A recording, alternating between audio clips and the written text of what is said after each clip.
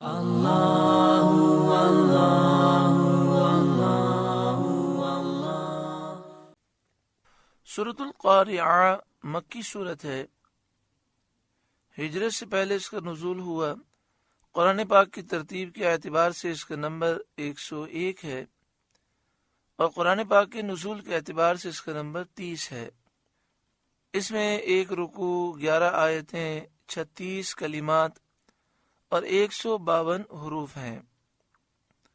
بسم اللہ الرحمن الرحیم۔ اللہ کے نام سے شروع جو نہایت مہربان رحم والا۔ القاریعہ، دل دہلانے والی، کھڑکھڑانے والی، دل کو ہلا دینے والی۔ مل قاریعہ، کیا وہ دہلانے والی، کیا وہ کھڑکھڑانے والی، کیا وہ دل کو ہلا دینے والی۔ وما ادراک مل قاریعہ، اور تو نے کیا جانا کیا ہے دہلانے والی۔ مراد اس سے قیامت ہے، جس کی ہولناکی اور ہیبت سے دل دہلیں گے، کانپیں گے۔ اور قاریعہ قیامت کے ناموں میں سے ایک نام ہے۔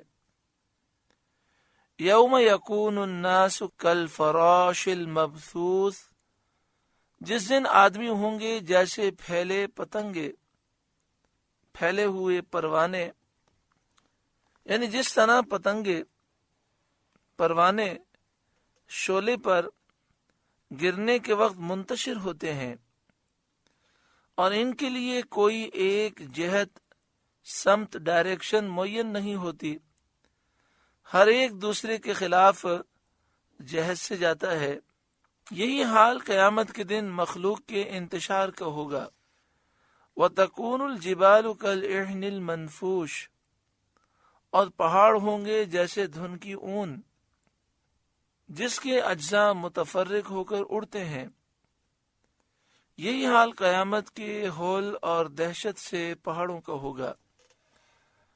آپ نے دیکھا ہوگا کہ جب مثال کے طور پر روئی کی صفائی ہوتی ہے تو روئی اڑتی ہے، اسی طرح پہاڑ قیامت کی ہولناکی کے سبب اڑ رہے ہوں گے۔ فَأَمَّا مَنْ ثَقُلَتْ مَوَازِينُهُ، تو جس کی تولیں بھاری ہوئیں اور وزندار عمل یعنی نیکیاں زیادہ ہوئیں، فَهُوَ فِي عِيشَةٍ رَاضِيَةٍ، تو وہ من مانتے عیش میں ہیں، یعنی جنت میں ہوں گے۔ مومن کی نیکیاں اچھی صورت میں لا کر میزان عمل میں رکھی جائیں گی، تو اگر وہ غالب ہوئیں تو اس کے لیے جنت ہے، اور کافر کی برائیاں بدترین صورت میں لا کر میزان میں رکھی جائیں گی اور تول ہلکی پڑے گی، یعنی کافر کی نیکیاں نامہ اعمال میں نہیں ہوں گی تو میزان عمل پر اس کی نیکیاں نہیں ہوں گی، گناہ ہی گناہ ہوں گے، کیونکہ کفار کے نیک اعمال باطل ہیں، ان کا کچھ وزن نہیں تو انہیں جہنم میں داخل کیا جائے گا۔ وَأَمَّا مَنْ خَفَّتْ مَوَازِينُهُ، اور جس کی تولیں ہلکی پڑیں بسبب اس کے کہ وہ باطل کا اتباع کرتا تھا، جس کے نامہ اعمال میں گناہوں کا بوجھ زیادہ ہے، فَأُمُّهُ هَاوِيَةٌ، وہ نیچا دکھانے والی گود میں ہے، یعنی اس کا مسکن ٹھکانہ جہنم کی آگ ہے۔